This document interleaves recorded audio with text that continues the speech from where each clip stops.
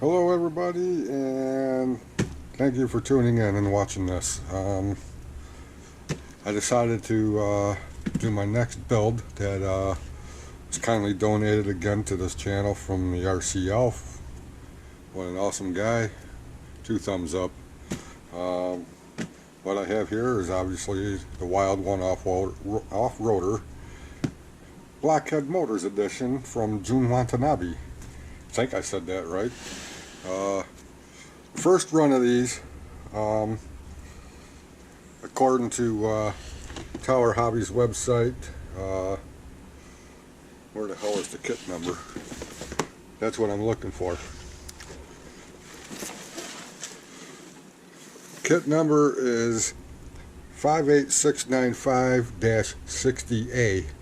The 60A replaced the 58695 for pre-order, and this number superseded that. And if you didn't get your email right away and reorder this one for a pre-order, and you pretty much were out of luck. I caught the email the same day, probably within first couple of hours that it came out, so I got lucky, and here it is. So let's open up the box. Yes, I got the cellophane still on it because it was all sealed, but being my typical self, I had to go around and finger the box. Let me rephrase that. That didn't sound right.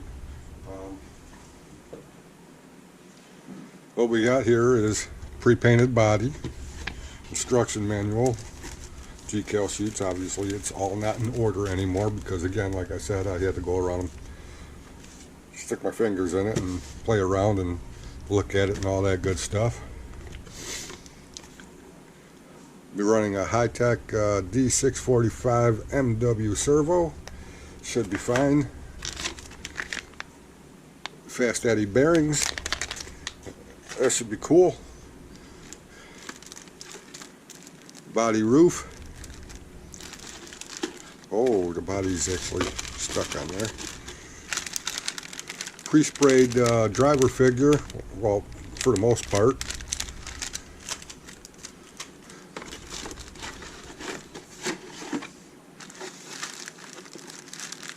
Pre-painted and trimmed, drilled and all that good stuff.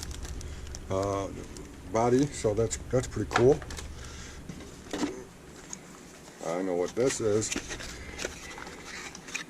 This is the Hobby Wing 1060 ESC. If you notice, a couple little plugs here, and you can have it set up for nickel metal hydride or lipo, and it's auto detecting if you run 2 or 3S. You can set it for forward brake, reverse, forward brake, and forward reverse, or you could pull it out and it acts like a drag brake if you have a crawler. So that's a good feature. Comes with the manual and all that good stuff. It even comes with servo tape, double-sided tape, whatever you want to call it. We used to call it servo tape because back in the day you used to use servo tape to install your servos onto a chassis. No screws. Does have a Tamiya typical Molex connector, which you know, they're okay, but if you're running a more than a 23 turn motor that's a little hot, these do melt and they make them hard to connect and disconnect. Me personally, I just go through Amazon and I grab a bunch of these T-connectors. So I'll be switching those out because it's going to work great with what I have planned to put in it. And we'll get into that at a later date.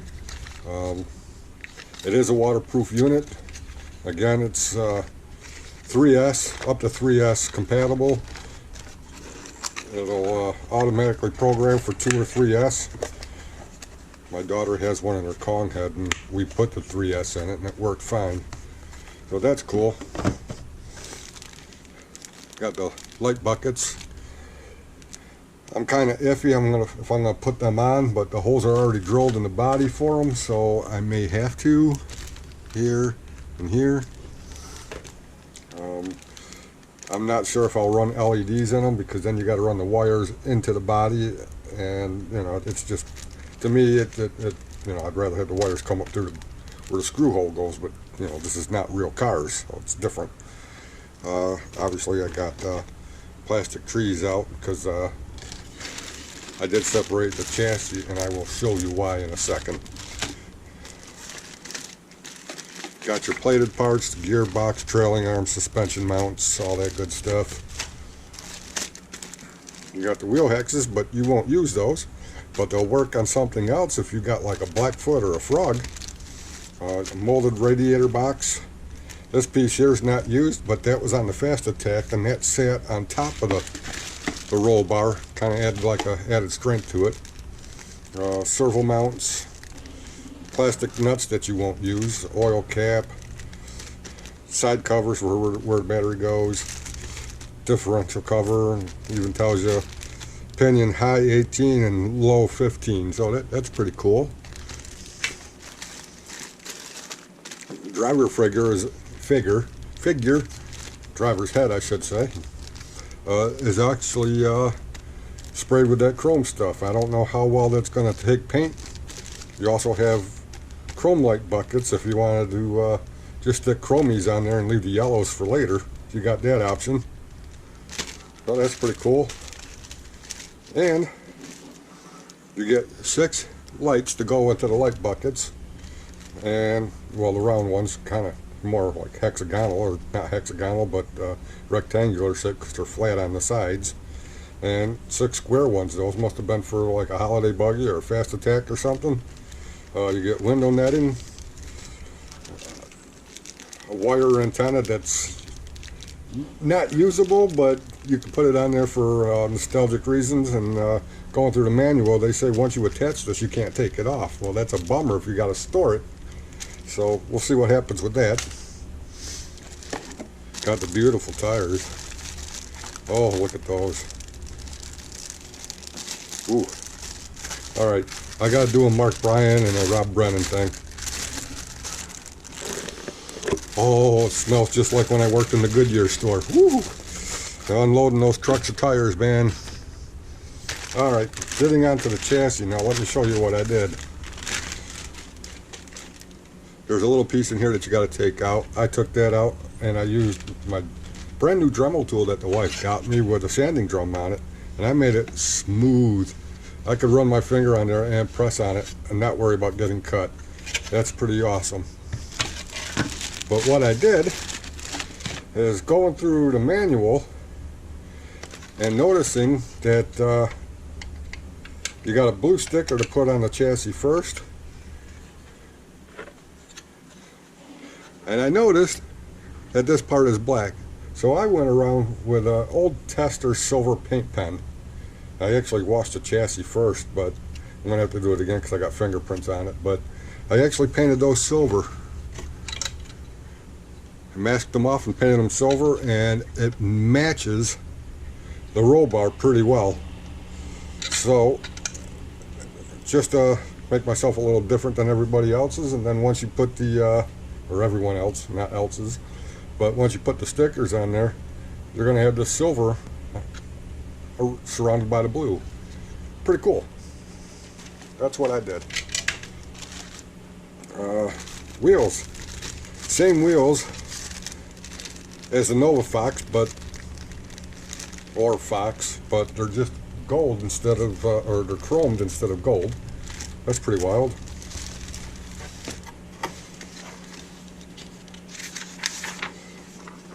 Templates to cut out your window mesh, and for the side rear number plates, this is obviously where the motor would go, so you can put the plastic piece or the Lexan piece or whatever it is over that. You trace out the semicircle there, and so it sits over the motor, so it gives you an idea of what to do there.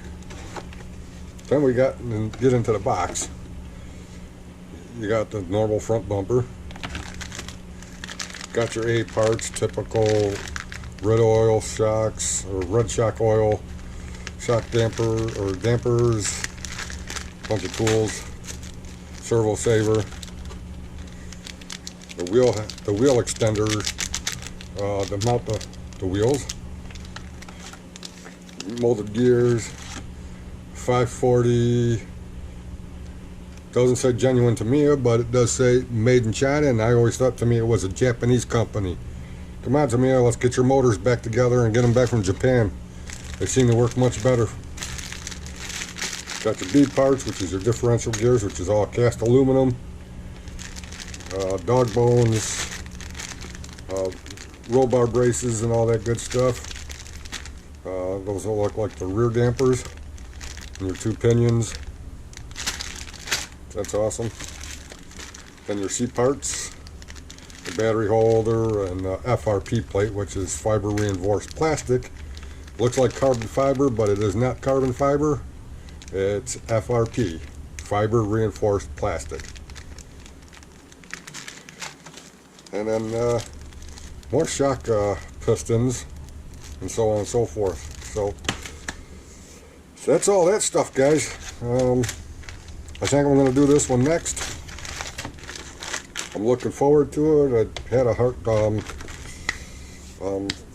had my eyes on this one since I seen Bryan and Rob Brennan's Wild Ones, and I've seen them when they came out and never thought too much about them.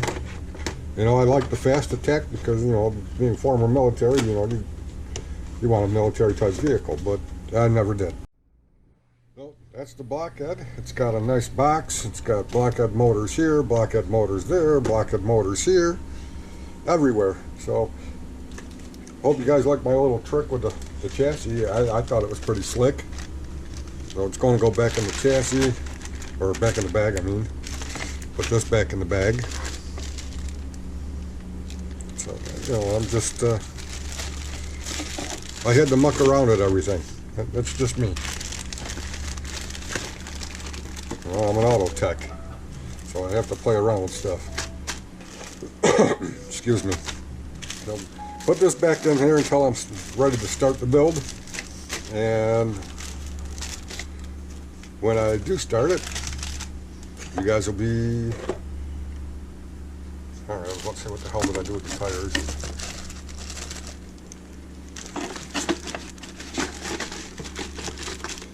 You guys will be a few of the first to know, because obviously I'll be the first to know, and people in the house will be the first to know.